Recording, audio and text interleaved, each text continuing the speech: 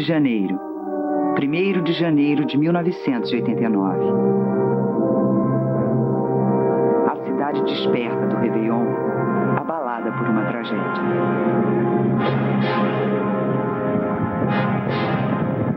De manhã cedo, na área do acidente, as equipes de mergulhadores do Grupamento Marítimo do Corpo de Bombeiros do Rio começaram a procurar as vítimas. Este foi o exato local onde o Batomushi 4 naufragou.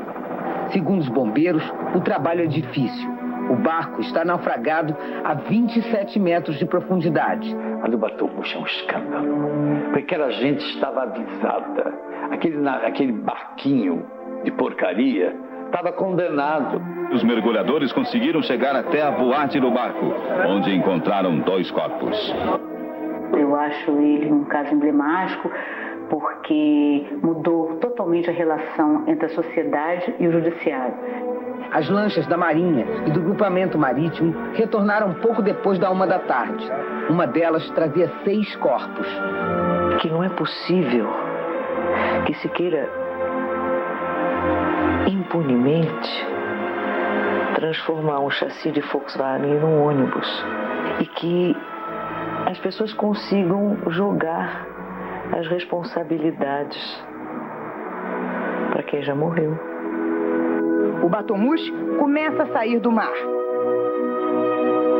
A tragédia está intimamente ligada à forma como essa empresa era gerida. Não espanta que tenha havido morte, que tenha havido uma tragédia.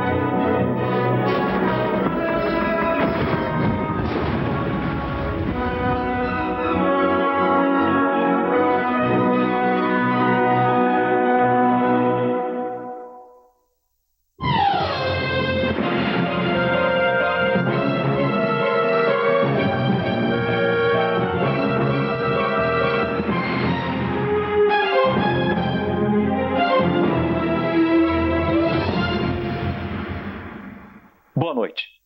O Linha Direta Justiça continua a série jornalística sobre os crimes que marcaram o Brasil.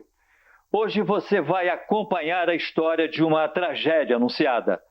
Faltavam 15 minutos para a virada do ano de 1988 e a promessa era de um jantar em mar aberto para festejar o ano que começava. Mas a alegria da festa se transformou num silêncio de medo e tensão. Em seguida veio o pânico e a morte. Quando o barco Batomushi 4 naufragou, 55 pessoas foram tragadas pelo mar agitado. Em terra firme, começavam a estourar os fogos de Copacabana. Até hoje, quase 16 anos depois, mais de 40 famílias esperam que a justiça puna os culpados e os obrigue a pagar pelo sofrimento que provocaram. Atualmente, o grupo de empresários espanhóis, donos do barco, vive como se nada tivesse acontecido. Essa impunidade, atualmente, ela é o país. E, desgraçadamente, os governos vão se sucedendo, né? O Congresso vai se repondo e se repropondo. A justiça é sempre é cega. Então, de repente, você vê que é isso mesmo. A justiça é cega, não para fazer justiça para todos. Ela é cega porque não interessa ver no nosso país. A errada sou eu. Entre as dezenas de vítimas do Batomushi 4 está Yara Amaral, uma das maiores atrizes brasileiras. A Yara era uma mulher inteira. A Yara era uma atriz maravilhosa, uma atriz de uma potência cênica muito grande. Fez trabalhos excepcionais, uma atriz premiadíssima. Porque a Yara era uma figura politizada, firme, uma mulher batalhadora, socialista, evidentemente, de esquerda, evidentemente. Mas a Yara era uma romântica. Era mãe de família. Era mulher apaixonada pelo homem dela. Ela se dizia uma operária do teatro, como eu também me tive. Era tímida, era doce. Yara Amaral aproveita os dias de folga das festas de fim de ano para ficar com os filhos. O que vocês acharam da cena? Mãe, tá muito legal. Você é a melhor atriz do mundo, mãe. Eu aprendi a desconfiar dos elogios, principalmente dos filhos. Não, mas tá legal mesmo. Naquela semana, ela falou um negócio que pareceu um pouco profético. Eu tava na piscina, tava eu, o meu irmão, e ela virou e falou, eu vou entrar na piscina. Mãe, desde quando a senhora perdeu o medo d'água? Eu não perdi, mas eu estou lutando contra ele. Eu quero aprender a nadar. Mas por que essa novidade agora? É que eu me vejo morrendo no mar. Que isso, mãe? Tá maluca? Eu, hein?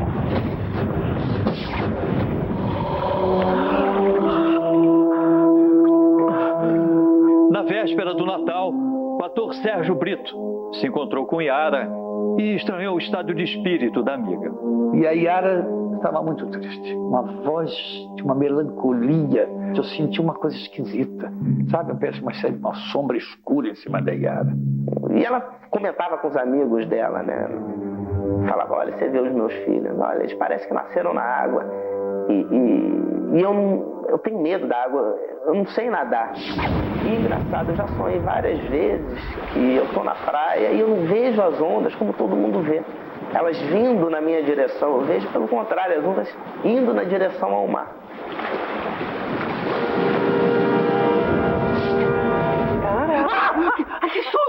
Yara recebe a visita da amiga Dirce Grotkovski. Vida mansa, hein? Estava sonhando com um príncipe encantado. Quem me dera. Era aquele sonho estranho de novo. Ai, Yara, esquece esse sonho, vai.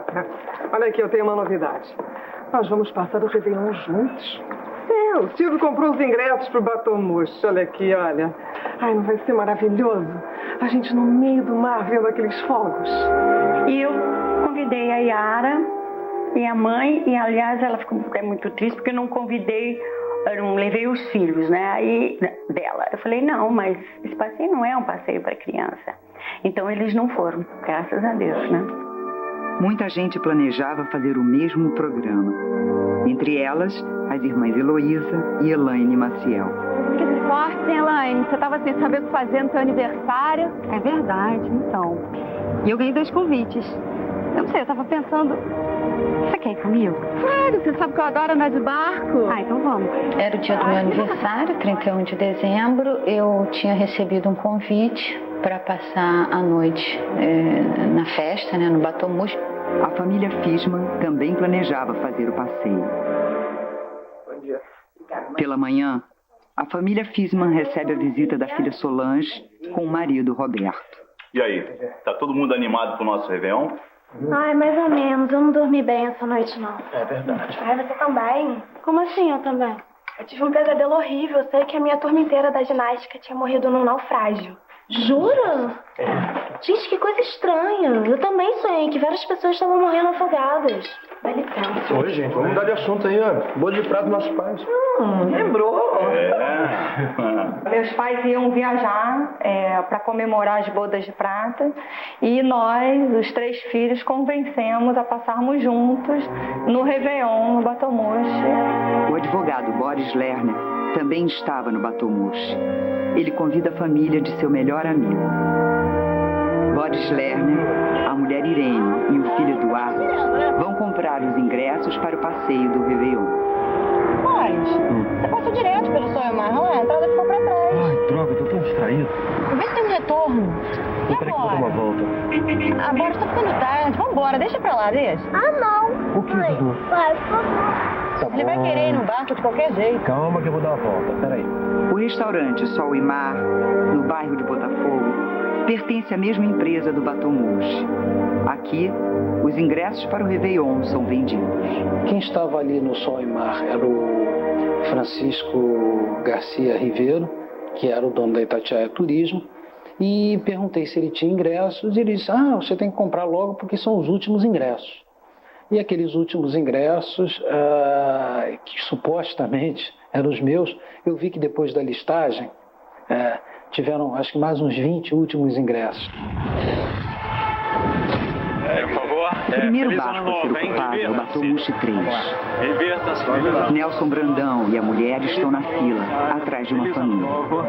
Um momento, por favor. Quantos? Senhores, o barco está lotado, só cabem mais 2 passageiros. Mas logo na nossa vez, mas a gente vai embarcar, né? Com certeza o senhor embarca na outra embarcação. Tá bom. Olha, tem mais 2 lugares, nós somos 3, vocês podem passar à frente se quiserem. Tá, feliz ano novo. Fomos os 2 últimos a embarcar no Batomushi que não afundou. Os passageiros do Batomushi 4 começam a embarcar.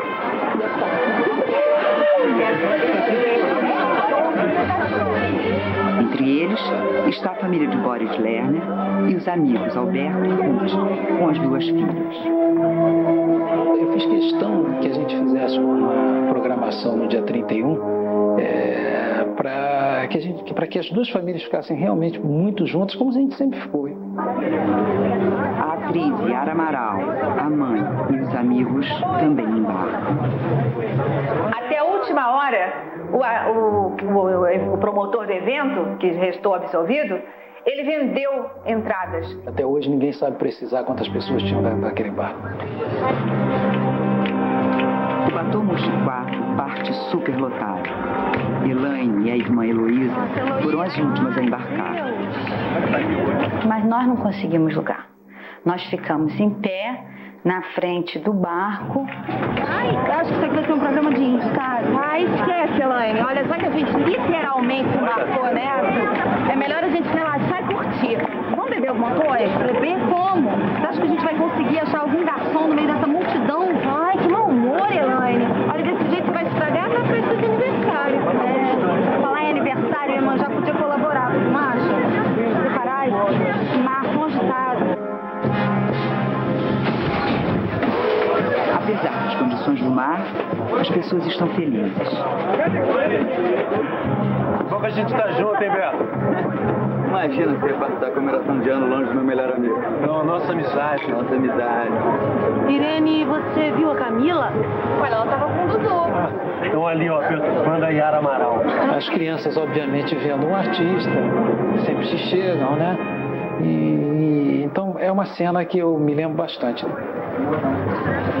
Yara, você tá bem? Tô. Eu só estava pensando nos meninos, só isso. Gente, Yara, eles estão bem, é claro. Você se divertindo com os amigos. Você veio aqui para se divertir. Réveillon hoje. Dona Elisa tá se sentindo bem. Bem eu estou me sentindo, mas porque eu ainda estou com um pouquinho de medo, eu estou. Dona Elisa, dá uma olhadinha lá pra fora. Olha só quantos barquinhos menores do que... Não, eu vi, mas eu continuo um pouco preocupada. Eu sei que é bobagem, mas...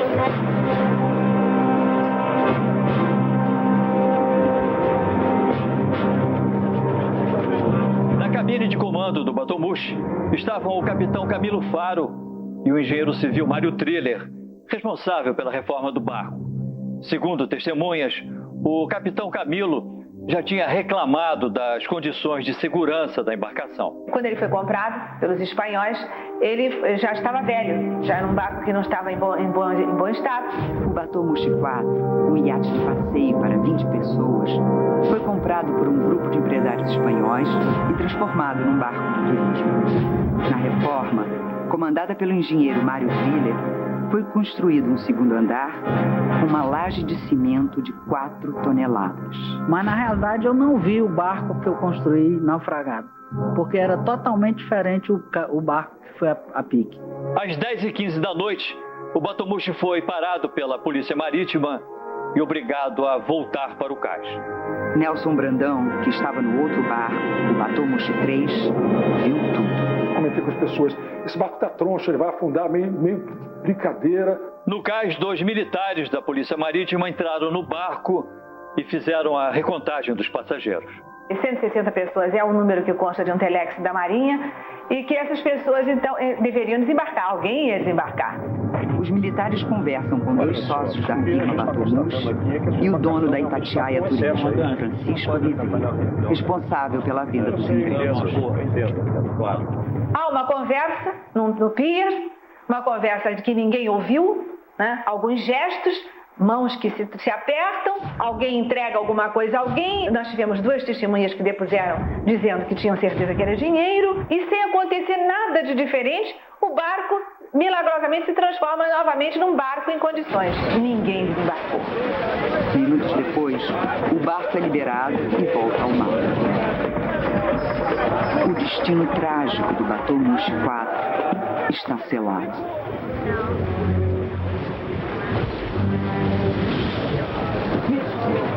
Alegria e tensão tomam conta do Batomush 4.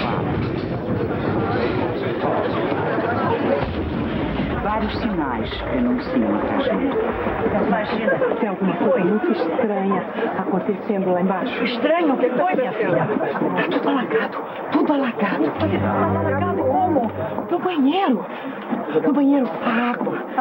Em vez de descer, ela tá subindo. Jorrava a água do mar pelo vaso sanitário. O vaso sanitário virou quase um chafariz. Ô, Betão, quer alguma coisa pra comer? Bora, se encontrar alguma coisa lá. Na hora do jantar, mais uma constatação. A coisa acabou com uma rapidez muito grande, demonstrando que eles não estavam preparados para aquela quantidade de gente que estava ali no barco. O barco balança muito, provocando acidente. Ai, não tinha lugar específico para botar o copo, era um copo em cima de uma mesa solta. Os coletes salva-vidas, eles ficavam presos num gradeado, no teto, exatamente em cima da mesa do buffet. Esse estrangeiro pegou esse colete e nessa hora, aí tinha umas pessoas comentaram assim: Ih, lá vai o covardão, pô, um cara desse tamanho, fortão, precisa de colete e tal.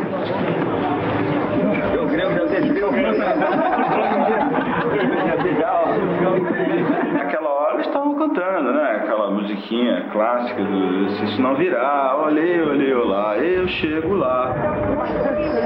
O Batomush 4 entra em mar aberto, a caminho de Copacabana. As condições precárias do barco se tornam críticas. Mesmo assim, a festa continua. Roberto e Adriano sentem que algo está errado. Ô, Adriano, esse barco tá entortando cada vez mais, eu tô ficando cada vez mais torto, pô. Eu diria que ambas as respostas são verdadeiras.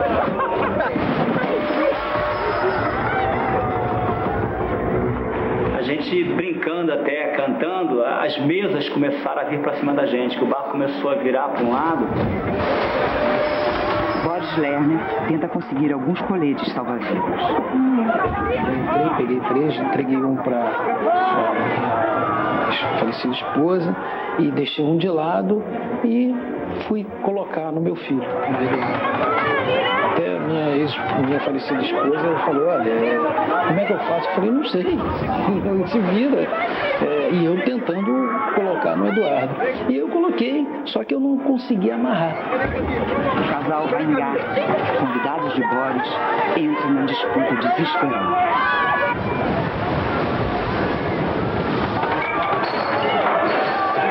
Foi nessa hora que a gente achou que ia ficar até preso, ficar machucado por uma mesa que estava correndo na nossa direção com um pouquinho mais de peso. E aí eu gritei para ela, falei: pula. E pulamos na água.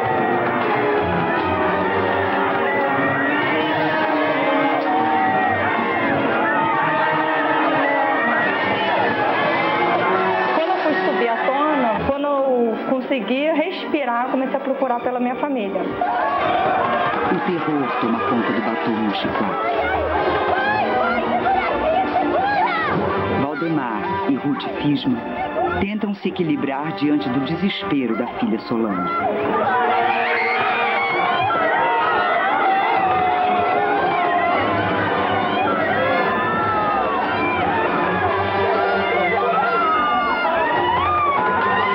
Elaine Maciel procura pela irmã.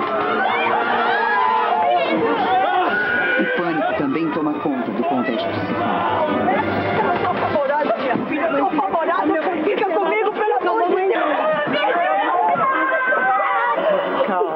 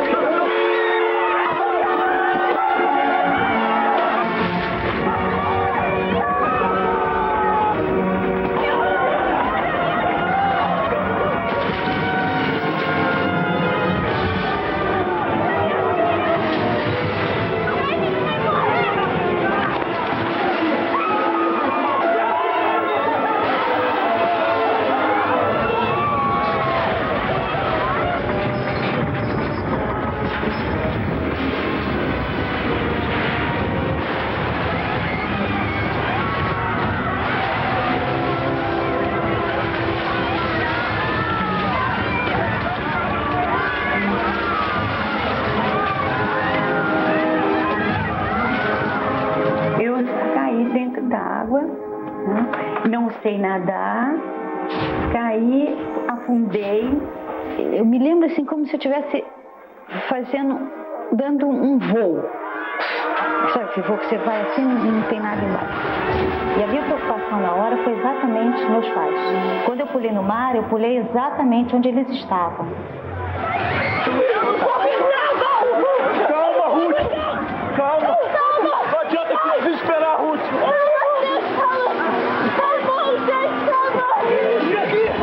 Segura aqui!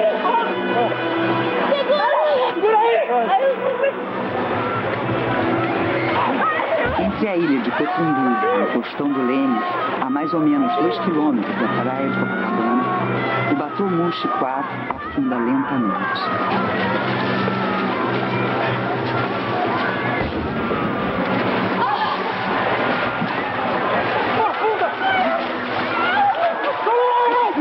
Foi um espetáculo gigantesco, um horror. Você não podia fazer absolutamente nada a não ser cuidar de si mesmo e das pessoas que estavam mais próximas. Outros barcos passam pela cena do naufrágio sem prestar socorro. Muitos passageiros são atropelados. Eu comecei a gritar pela minha mãe, gritar pelo meu pai, não vi ninguém. E depois de uns 10, 15 minutos eu comecei a escutar a voz do meu namorado de longe, gritando por mim, pedindo para eu chegar perto dele. Aí eu fui me aproximando da voz dele, ele estava em cima do casco do barco. Fernando, por aqui! Segura ela!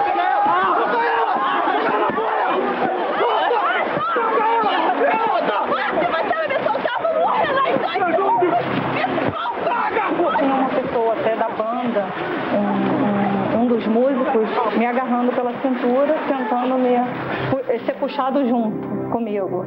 Só que naquele momento eu tive que pedir para ele me largar para eu poder subir primeiro, depois ele subia.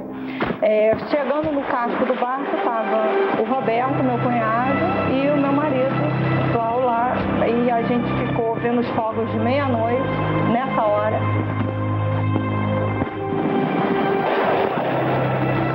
Porque se não fossem esses fogos aqui, se a gente tivesse tudo fechado, a gente não ia enxergar, não tinha luz. Você gostou, Lúcia? Não! Eu não vi ninguém! Ai, meu Deus, é minha família! Calma, Renata, calma! Eles estão vivos, eu tenho certeza! A poucos metros do casco, o restante da família Fishman consegue boiar com a ajuda das sobras do naufrágio. Eduardo, acho melhor vocês tentarem salvar! Eu e o Ruth não estamos aguentando mais! Valdemar e Ruth Fishman começam a perder as esperanças. Eduardo, eu vou conseguir! Calma, calma! O pescador Jorge Viana passa pelo local e decide prestar socorro. Ele vai salvar a vida de dezenas de pessoas. Eu falei, não, virou um barco aí pelo tamanho dele, minha filha. Deve ter muita gente. Aí mandei o pessoal logo ir preparando os coletes. Na praia de Copacabana, milhares de pessoas comemoram a virada do ano novo. No mar, um resgate dramático.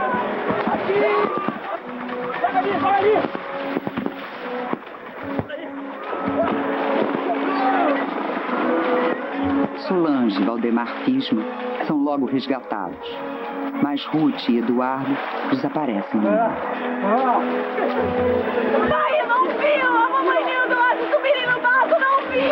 Calma, filha, vai terminar bem! Pouco depois, Elaine Maciel também é salva. Pai, eu não vi! A mamãe... A superlotação do barco começa a preocupar. Jorge! Jorge, vê o que você está fazendo, seus filhos estão aqui, vai acabar morrendo. Fica calma que eu resolvo, tá tranquilo. Não fica todo mundo tranquilo, senta! Senta agora! Todo mundo sentado, senão esse barco também vira! Não fica calmo, gente, senão não dá! O pescador foi muito hábil, porque gritava também com a gente para ficar no fundo. Senta, senta, senão nós vamos virar, não sei o quê. Como é seu nome? Elaine! Tá precisando de ajuda? Eu só quero saber das minhas irmãs, Elaine! Eu tá vendo, Elaine! Elaine não sabe, mas a irmã Heloísa já está no barco.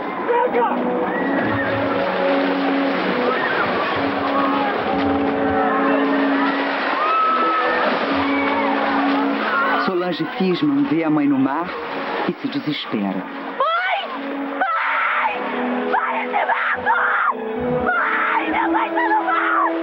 Quando eu gritei, o meu irmão, que estava do outro lado do barco, me ouviu a minha voz. Foi quando ele ouviu minha voz, aí que eu vi que ele também estava no barco. Ruth Fisman é resgatada com a ajuda de Heloísa Maciel. Os outros integrantes da família Fisman continuam no mar. Dirce, amiga de Yara Amaral, e Boris Lerner também.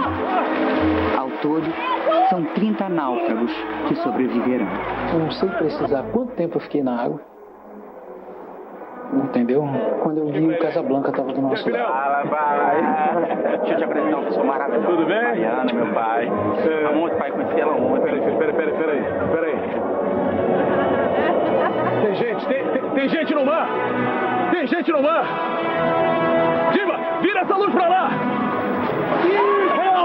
O clima é de pânico e desespero quando o iate Casablanca, de propriedade do empresário Oscar Gabriel Júnior, aparece para ajudar no resgate. Mas quando nos aproximamos, na realidade, é que eu me deparei com uma cena terrível, né? Que eram corpos, camisas brancas de costas dentro d'água. Aí foi aí que nós começamos a perceber a realidade do acidente que aconteceu. Vamos, gente, rápido, O pessoal do Casablanca se prepara para resgatar os náufragos, mas a tarefa não é fácil. Naquele estado de pânico, vamos dizer assim, pessoas grandes, pessoas obesas, com roupas molhadas, pessoas já encharcadas em todos os sentidos. Então o peso dobrava. 57 pessoas vão ser salvas pelo Casablanca. Cadê a Solange? Abre! Para a população do Rio de Janeiro, você foi o herói daquela noite. Não foi coisa nenhuma, meu amigo. Deus me deu a graça de na hora passar e poder ajudar dentro das possibilidades daquelas pessoas. Graças a Deus, eu agradeço muito a Deus por isso. Agora, foi muito triste, é um assunto doloroso, é uma coisa que eu evito realmente falar.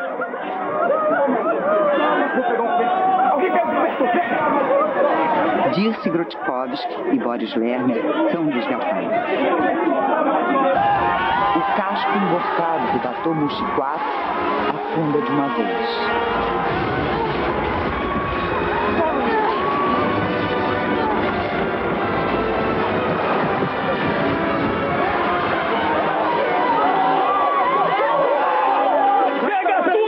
Plástico, madeira, isopor, o que boiar tá valendo! Joga tudo no mar! Para! Ali tem outro! E ele estava completamente desesperado, tentando salvar o máximo de gente que ele conseguia. No próximo bloco. Desesperados, os sobreviventes buscam parentes e amigos desaparecidos.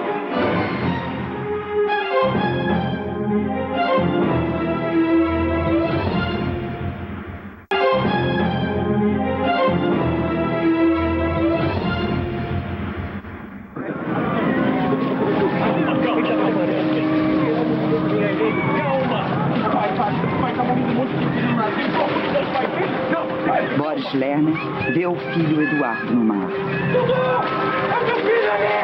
Ele tá ali! Ali! Calma, a gente vai salvar teu filho, calma! E nós conseguimos tirá-lo. Tentamos ressuscitá-lo, respiração, boca a boca. Tinha um médico a bordo.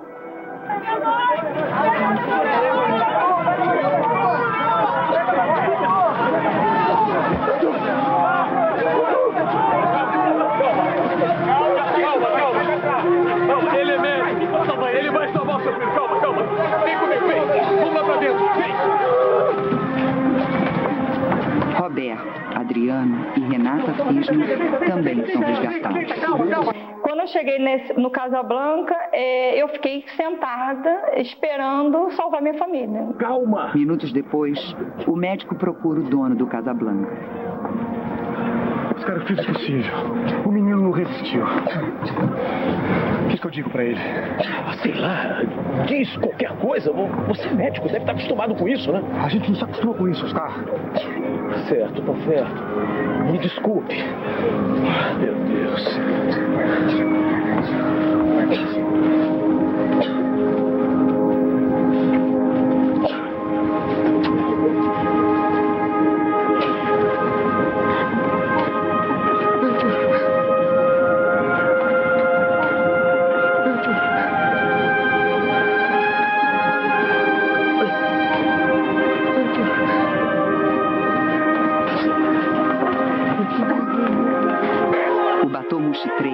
Chega ao local do naufrágio. O que se viu lá foi o seguinte, foi a morte. Quer dizer, era o som da morte, era assim, você ouvia gritos, gemidos. Por favor! Apesar de pertencer à mesma companhia, o barco não para. O iate Casablanca e a traineira Evelyn e Maurício voltam lotados de sobreviventes rumo à terra firme.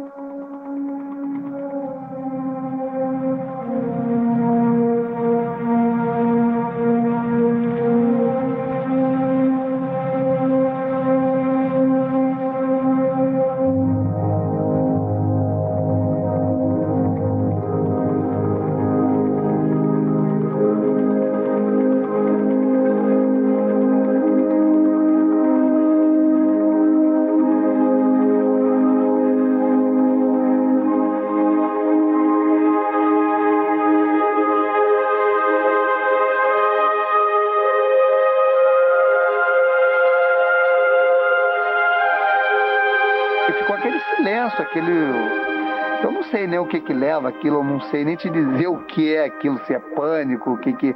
Ficou aquilo calado. E naquele momento, para mim, eu tinha perdido a minha família toda. Aquilo concretizou, porque minha irmã, meu irmão, meu pai e minha mãe não estavam do meu lado. E fui no caminho, meio em estado de choque. A mesma empresa que vendeu os ingressos para os barcos Batomushi 3 e 4 realizava uma festa de Réveillon no restaurante Sol e Mar, que ficava no cais. A festa estava no auge quando os sobreviventes começaram a chegar. Alguém me ajude aqui, por favor! Seguindo testemunhas, os responsáveis pela tragédia ignoram os náufragos.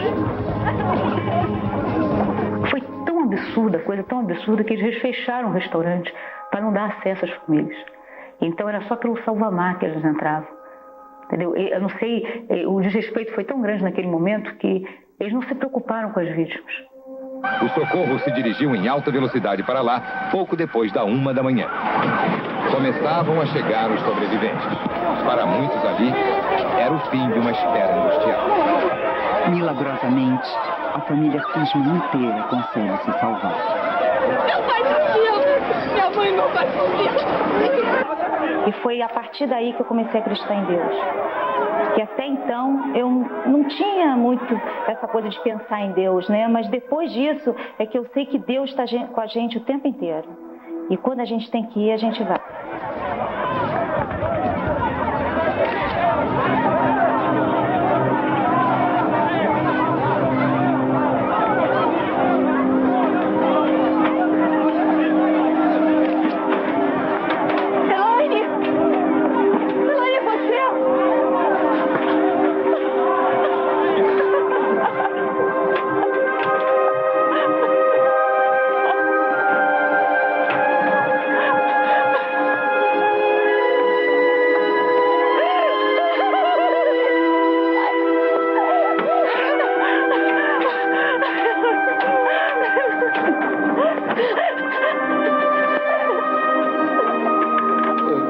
as vítimas está Aníbal Teixeira, ex-ministro do Planejamento do governo do presidente José Sarney. Conseguiram suspender, acho que eu perdi um pouco os sentidos.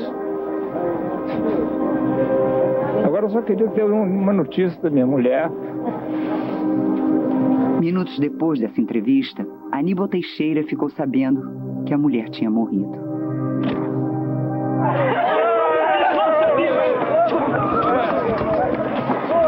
Boris Lerner passa a noite inteira com esperanças de encontrar a mulher e os amigos com vida.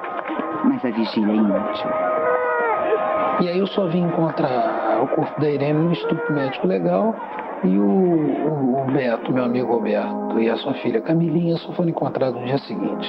A outra filha dele sobreviveu? Sobreviveu e tinha que encontrar forças em algum lugar, né? Porque eu tinha mais uma filha que não tinha ido e que estava dependendo única e exclusivamente de mim. Os 2 filhos de Yara Amaral estavam numa festa de Réveillon na casa de amigos e se surpreenderam com a chegada do pai. Foi ele quem deu a notícia de que o Batomushi 4 tinha naufragado, provocando a morte de dezenas de pessoas. Naquela hora, a gente tentou não acreditar que era o pior que tinha para acontecer. A gente não queria acreditar.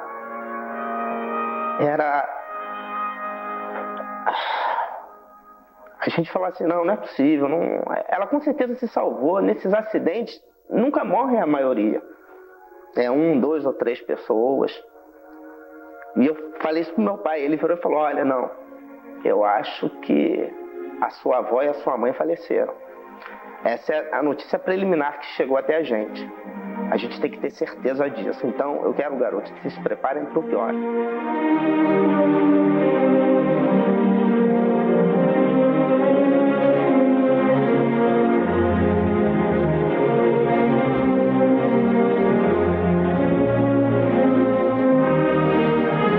Yara Amaral morre de um ataque cardíaco. O país inteiro fica chocado com a tragédia e exige a punição dos donos da empresa Batomushi, os 9 empresários espanhóis e um empresário português. Em novembro de 1990, eles são levados a julgamento, mas a decisão é surpreendente. O juiz Jasmin Simões absolve todos os donos do Batomushi. Ele responsabiliza apenas o engenheiro Mário Triller e o comandante Camilo Faro, que tinham morrido no naufrágio. Ele se convenceu, o juiz da primeira instância, que os mortos é que eram os culpados. O juiz Jasmin Simões foi procurado pelo Linha Direta Justiça, mas não quis gravar entrevista. Eu me senti frustrada, porque havia empenhado tanta energia naquele processo, e que terminou o processo, eu juntei a apelação e fui para o hospital. Eu me tornei diabética nesse processo. Quer dizer, uma coisa amarga que se tornou doce no meu sangue. Num segundo julgamento, o presidente da 4ª Câmara Criminal condena 2 sócios minoritários, Álvaro Pereira da Costa e Faustino Puertas Vidal, a 4 anos de prisão em regime semiaberto. É a única coisa que a lei me dava oportunidade de fazê-lo. Hoje, o desembargador aposentado Antônio Carlos Amorim trabalha para um escritório de advocacia que defende os empresários espanhóis, os mesmos que ele condenou. Então eu fiz uma comunicação ao escritório de forma clara, assinei dizendo o seguinte: eu estou impedido de sequer ouvir falar neste processo, sob pena de eu deixar o escritório neste momento. Me espanta muito hoje o doutor Antônio Carlos Amorim integrar uma sociedade de advogados que faça a defesa dessas pessoas. Eu pensei que o escritório daqueles 2 advogados defendessem as vítimas. E eu vinha saber, por acaso, agora, quando eu vinha para cá, por um advogado, não, o escritório defende os condenados pelo senhor. Eu digo, olha, pior ainda, hein? Defende os condenados, está no lado errado. Mas eu não quis mexer nisso. Os empresários Álvaro e Faustino cumpriram apenas alguns meses da pena. O Ministério Público continuou a investigação das transações comerciais dos empresários espanhóis e descobriu uma gigantesca sonegação de impostos. Os números da dívida com o Estado e com a União chegava a quase 17 milhões de reais. Isso mesmo, 17 milhões de reais. Mas até hoje os processos se arrastam nos tribunais e ninguém foi preso por esses crimes. O grupo de empresários espanhóis, ainda hoje, é dono de mais de 80 empresas, entre casas noturnas, hotéis, restaurantes e imobiliárias. 6 anos depois do naufrágio, foi decretada a prisão por sonegação fiscal de Avelino Fernandes Rivera, o cabeça da organização. Mas ele já tinha fugido, ele e também Álvaro e Faustino. As indenizações pedidas pelas famílias das vítimas aos empresários espanhóis chegam a cerca de 180 milhões de reais, que poderiam ser pagos com o leilão dos 87 bens que possuem e que estão bloqueados pela justiça como garantia do pagamento. Mas nem mesmo a justiça consegue fazer o governo federal pagar o que deve. Condenado por ter liberado o barco para o passeio, afinal o Batô foi vistoriado pela Marinha. O governo federal faz como os espanhóis. Até hoje não pagou 1 centavo de indenização às vítimas do naufrágio. Os 2 militares da Polícia Marítima que vistoriaram o Batô Mushi 4 foram condenados até 1 ano de prisão. Outros 4 sócios minoritários do Batô foram condenados por sonegação fiscal, mas nunca ficaram presos por causa de recursos dos advogados contra a decisão da Justiça. Isso desacredita não só a instituição do Ministério Público, do Judiciário, mas desacredita o direito como um todo. Porque para o cidadão é muito difícil entender como que uma situação como essa, tão grave, um crime tão grave como esse, não tenha resultado em punição. Na enquete de hoje, queremos saber a sua opinião sobre a dificuldade de se punir réus envolvidos em processos milionários. Qual a medida que seria mais eficaz para apressar a conclusão de casos como o Batô Mushi e evitar a impunidade? Opção A: aumentar os investimentos na polícia. B: limitar o número de recursos impetrados pelos réus. C: contratar mais promotores e juízes. Acesse o site www.globo.com/linha-direta.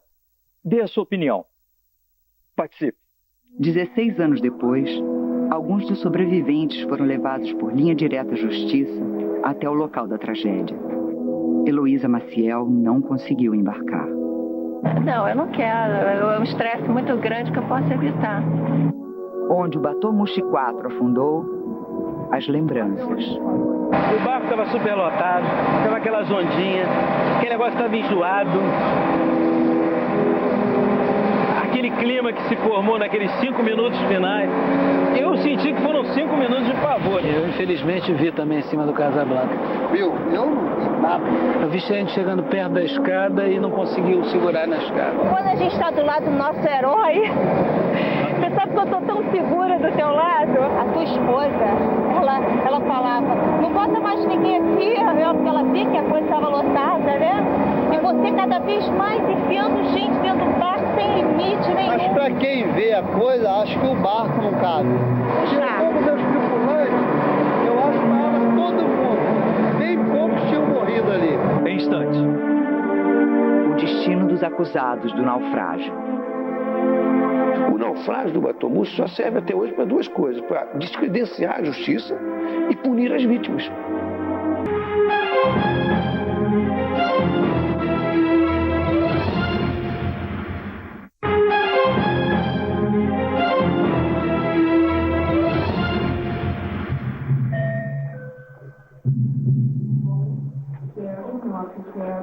Três empresários, donos do Batô Mushi, fogem para viver na Europa.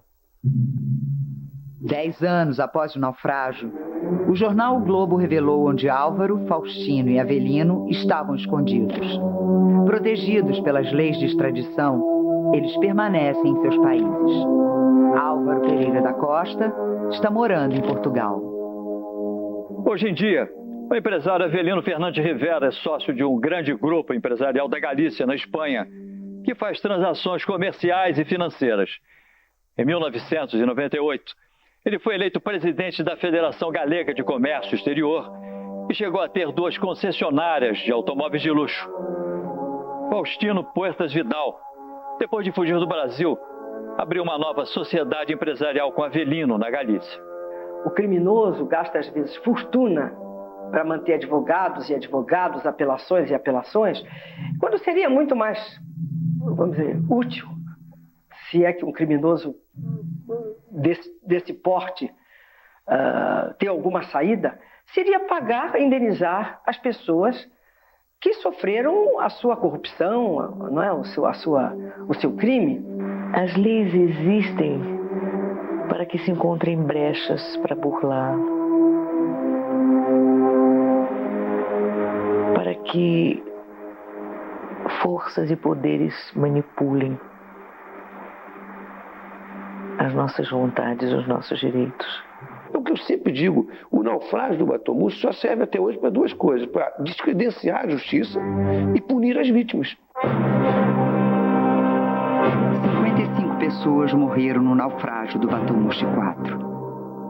Yara Amaral, Elisa Amaral, Silvio Grotkovski, Irene Lerner, Eduardo Lerner, Alberto Weingarten, Ruth Weingarten, Camila Weingarten, Camilo Faro da Costa, Mário Maria Triller, de Fátima Costa, Shirley Souza Batista Carlos Alberto Soares, Cavalcante Norma Gonçalves, Maria Emílio Sérgio Paulino de Bar, Davi Oda Maria Hilda de Levice, Maria Nazaré Lima Silvério, Ana Simão Maria da Aires Silva, Camus, Silvio Ernesto Dione Yarabá, Dione Alves Maria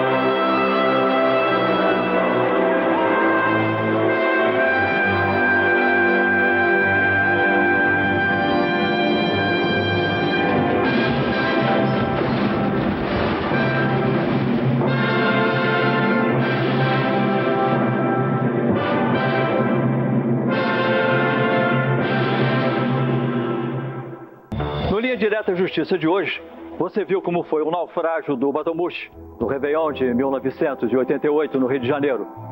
Para falar sobre essa tragédia que causou a morte de 55 pessoas, a promotora Leni Costa de Assis, que atua no processo, está esperando por você em nosso chat. Converse com ela. Entre agora no site www.globo.com/linha direta e participe. Linha Direta volta na próxima quinta-feira, logo depois de A Grande Família.